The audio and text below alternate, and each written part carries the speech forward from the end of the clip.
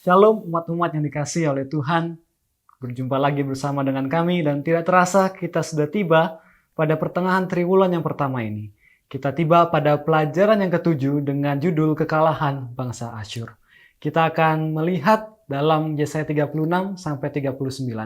Ada dua kisah yang akan kita lihat di sini. Yang pertama tentu saja bagaimana bangsa Asyur dikalahkan. Lalu juga kita akan melihat setelah kemenangan apa yang terjadi kepada Raja Hizkia. Dan sebelum kita belajar, mari kita sama-sama berdoa. Bapa yang di surga, kami membutuhkan kuasa Roh Kudus-Mu untuk mengurapi hati dan pikiran kami.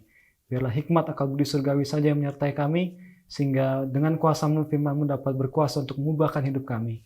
Kami boleh memandang hanya kepada satu Allah yang benar, Tuhan kami yang telah menyelamatkan kami. Dan biar nama-Mu saja ditinggikan dan dipermuliakan. Di dalam nama-Mu saja ya Tuhan Yesus kami berdoa. Amin. Kita sudah mempelajari pada pelajaran yang keempat kemarin bagaimana Ahaz meminta bantuan kepada Raja Asyur untuk membantu mereka berperang. Dan hingga pada saat zaman Hizkia, akibatnya mereka harus membayar upeti sebagai uang perlindungan kepada bangsa Asyur. Dan sehingga ketika Hizkia mewarisi tahta Ahaz, ia mewarisi sebuah kerajaan yang sudah hilang kemerdekaannya. Lalu Raja Sargon II, Raja Asyur mati, digantikan oleh Raja Sanherib. Pada transisi ini, Hizkia melihat bahwa tampaknya kerajaan Asyur ini sedang lemah. Sehingga ia berinisiatif membuat gerakan anti-Asyur bersama bangsa-bangsa kecil di sekelilingnya. Tetapi sayangnya, prediksinya salah. Bangsa Asyur tidak selemah yang diperkirakan. Sehingga banyak wilayah-wilayah kecil di sekitar Yehuda, bangsa Yehuda, dihancurkan termasuk kota kedua terpenting bagi bangsa Yehuda, yaitu adalah kota Lakish. Di pelajaran kita, di Sabat petang, di sana digambarkan sebuah lukisan. Ini bukan lukisan tapi, lebih ke arah seperti ukiran. Saudara-saudara bisa lihat di layar ini, dan ini berada di Museum Inggris. Diberi nama Siege of Lachish, atau pengepungan kota Lakish. Seperti yang digambarkan, di sana ada pria kurus yang berjalan tanpa alas kaki. Bagi mereka yang beruntung naik kereta yang tidak harus membawa bawaannya dipikul sambil berjalan kaki. Ada juga prajurit Asyur yang mendobrak, memanah, dan tampaknya pembantaian merajalela. Sungguh kebesaran bangsa Asyur di sana. Dan hampir di bagian akhir dari ukiran tersebut, ada gambaran seorang raja, Raja Sanherib, yang duduk dengan gagah. Dia menerima jarahan dan juga tahanan bangsa Yehuda yang ada di kota Lakish, menyembahnya berlutut, mengangkat tangannya memohon belas kasihan. Dan dituliskan di sana, Sanherib, Raja Dunia, Raja Asyur, duduk di tahta Memedu, dan jarahan kota Lakish dibawa masuk ke hadapannya. Sebuah gambaran yang sangat miris tentang umat-umat yang mengaku umat pilihan Allah tertindas sedemikian rupa, dan seorang raja kafir meninggikan diri di atas umat-umat Allah. Tapi saudara-saudara, ukiran ini belum selesai. Kenapa? Karena akhirnya mereka kalah, dan kekalahan ini tidak diukirkan di sana. Dan kita akan melihat akan kuasa Tuhan di dalam kekalahan bangsa Asyur. Dan setelah mereka menyerang Lakish, mereka akan menuju ke Yerusalem, ibu kota bangsa Yehuda. Dan ketika Hizkia melihat ini, dia melakukan sebuah persiapan. Kalau kita lihat di 2 Tawarik 32 ayat 1-8, ada 3 persiapan yang dilakukan. Ia menutup saluran mata air dan sungai, ia memperkuat benteng pertahanannya, ia juga mengatur tentaranya. Tetapi bukan hanya persiapan secara militer yang dilakukan, tetapi juga secara rohani. Kalau kita baca dalam 2 Tawarik 32 ayat 7-8, Hizkia menguatkan umat-umatnya. Kuatkanlah dan teguhkanlah hatimu. Janganlah takut dan terkejut terhadap Raja Asyur, serta seluruh laskar yang menyertainya. Karena yang menyertai kita lebih banyak daripada yang menyertai dia. Yang menyertai dia adalah tangan manusia, tetapi yang menyertai kita adalah Tuhan Allah kita, yang membantu kita dan melakukan peperangan kita. Dan oleh kata-kata Hizkia ini, umat-umatnya kembali kepercayaannya. Dan Ellen White menuliskan dalam Alpha Omega Jilid 4 halaman 288. Ia telah merampungkan semua yang dapat dilakukan dengan kemampuan dan kekuatan manusia. Menjadi sebuah pelajaran bagi kita bahwa Hizkia bukan saja beriman, tapi dia melakukan segala yang dia bisa melalui perbuatannya. Pelajaran bagi kita bahwa iman tidak meniadakan perbuatan. Perbuatan tersebut membuat iman itu sempurna.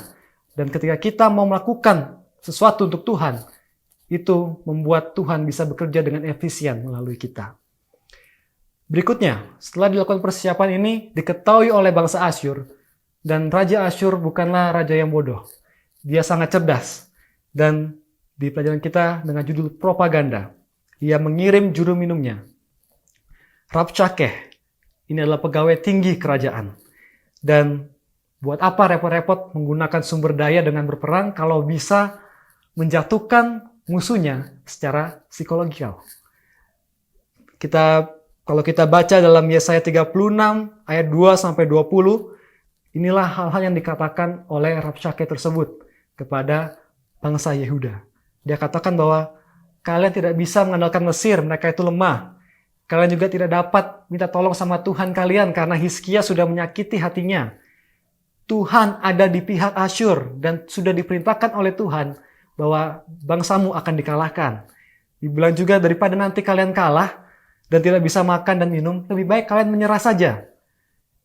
Mereka juga bilang, Hizkia tidak bisa menyelamatkanmu.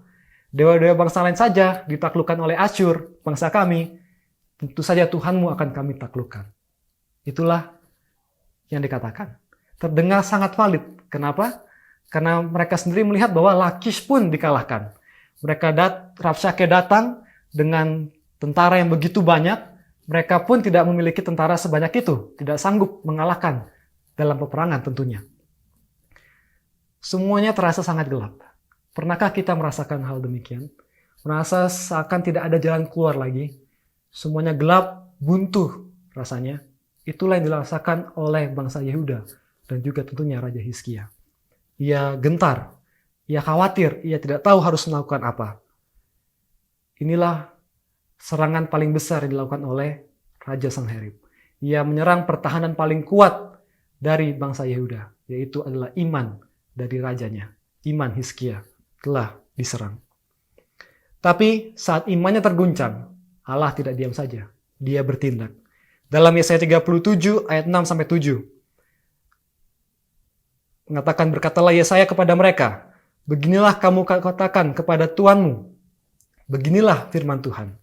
Janganlah engkau takut terhadap perkataan yang kau dengar yang telah diucapkan oleh budak-budak Raja Asyur untuk menghujat aku. Sesungguhnya aku akan menyuruh suatu roh masuk di dalamnya, sehingga ia mendengar suatu kabar dan pulang ke negerinya. Aku akan membuat dia mati rebah oleh pedang di negerinya sendiri. Dan pada saat kesusahan, Hizkia pun mencari Tuhan. Dan Allah pun menjawabnya. Di ayat 29 Allah menjawab. Ini adalah kata-kata Allah terhadap Raja Sanherib. Oleh karena engkau telah mengamuk terhadap aku, dan kata-kata keangkuhanmu telah naik sampai ke telingaku, maka aku akan menaruh kelikirku pada hidungmu, dan kekangku pada bibirmu, dan aku akan memulangkan engkau melalui jalan dari mana engkau datang. Saudara-saudara, ketahuilah bahwa ketika saudara dicelah, bukan saudara yang dicelah. Ketika Allah saudara dicelah, maka Allah akan bertindak. Ketika saudara mengalami pencobaan karena saudara memprioritaskan iman saudara, percayalah bahwa Allah lah yang akan memberikan jalan keluar terhadap setiap pencobaan tersebut. Karena ia menghormati mereka yang menghormatinya. Allah akan menunjukkan bahwa hanya dialah Allah yang benar. Bahwa dia Allah yang besar yang dapat dipercaya. Kemudian yang terjadi berikutnya adalah kekalahan bangsa Asyur. Kalau dilihat rencana Hizkia ini seperti rencana yang gegabah memberontak terhadap Asyur. Tidak ada harapan di baliknya. Tetapi di mata Tuhan, apapun dapat terjadi. Dan ia akan bertindak. Yesaya 37 ayat 36-37. Keluarlah malaikat Tuhan, lalu dibunuhnyalah 185.000 orang di dalam perkemahan Asyur. Keesokan harinya pagi-pagi tampaklah semuanya bangkai orang mati belaka. Sebab itu berangkatlah Sanherib, Raja Asyur, dan pulang, lalu tinggallah ia di Niniwe. Dan di ayat 38, Sanherib pun dibunuh oleh anak-anaknya sendiri. Krisis yang besar, membutuhkan sebuah mujizat yang besar. Dan sungguh luar biasa Allah yang kita sembah. Walaupun Israel, bangsa Yehuda, tidak memiliki tentara, ia mengerahkan malaikat-malaikatnya untuk mengalahkan musuhnya. Dan inilah Tuhan yang kita sembah, bahwa ia akan mengerahkan seluruh isi surga untuk menyelamatkan saudara. Kata firman kita, Yesaya 37 ayat 16, "Ya Tuhan semesta alam, Allah Israel yang bertata di atas kerubim, hanya Engkau sendirilah Allah segala kerajaan di bumi. Engkaulah yang menjadikan langit dan bumi." Pada akhirnya hanya Allah, Tuhan Allah yang kita sembahlah, yang pasti akan menang. Cerita ini tidak berhenti di sini. Setelah kemenangan yang begitu luar biasa ini, ada sesuatu yang masih terjadi. Setelah kemenangan, peperangan kita tidak berhenti. Apa yang terjadi pada Hizkia? Hizkia pada Yesaya 38 ayat 1 dikatakan bahwa ia jatuh sakit dan hampir mati. Dan menurut Nabi Yesaya, Tuhan mengatakan bahwa sampaikanlah pesan terakhir kepada keluargamu, sebab engkau akan mati, tidak akan sembuh lagi. Hizkia dengan kesedihannya dia meminta tolong kepada Tuhan untuk menyembuhkannya. Dan Tuhan pun menyembuhkannya. Di Yesaya 38 ayat 8, Tuhan memberikan petunjuk dengan bayang-bayang pada petunjuk matahari buatan Ahaz mundur 10 telapak. Dan pada saat ini terjadi, bangsa Babel melihat, karena mereka mempelajari dengan benar tentang benda-benda langit, dan mereka pun mendengar bahwa kabar Hizkia ini sembuh. Mereka mulai menghubungkan bahwa pasti mujizat dari Allah mereka, Allah Hizkia, melakukan ini semua. Dan mereka pun datang menghadap kepada Hizkia. Mereka bertanya-tanya, mungkin mereka bisa meminta bantuan kepada bangsa Yehuda, karena Allah yang begitu luar biasa yang mereka miliki. Tetapi saat mereka datang, apa yang Hizkia lakukan? Dalam Yesaya 39 ayat 4, Yesaya bertanya, "Apakah yang telah dilihat mereka di istanamu?" Jawab Hizkia, "Semua yang ada di istanaku telah mereka lihat. Tidak ada barang yang tidak kuperlihatkan kepada mereka di perbendaharaanku." Hizkia hanya memamerkan kekayaannya. Setelah memperoleh kemenangan dari bangsa Asyur, setelah memperoleh kehidupannya kembali, ia tidak mengingat Tuhannya. Ia hanya meninggikan dirinya, membagikan apa yang dia miliki, gantinya apa yang Tuhan sudah berikan kepadanya. Sebuah panggilan bagi kita masing-masing. Tuhan mau membantu kita. Bukan hanya bangsanya dibantu, tetapi secara perorangan. Kesusahan Hizkia secara pribadi, ia tolong. Namun dengan setiap berkat dan mujizat yang Tuhan sudah berikan bagi kita, kita memiliki kewajiban untuk membagikan kebesaran Tuhan melaluinya kepada orang lain.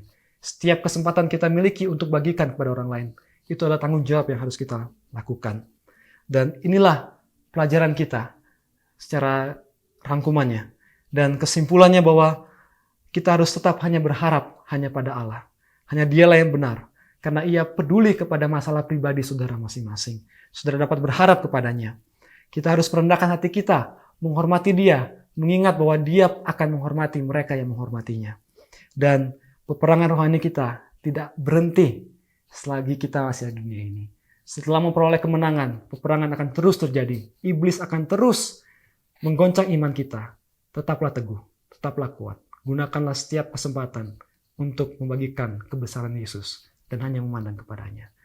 Kiranya Tuhan memberkati. Mari kita tutup dengan doa.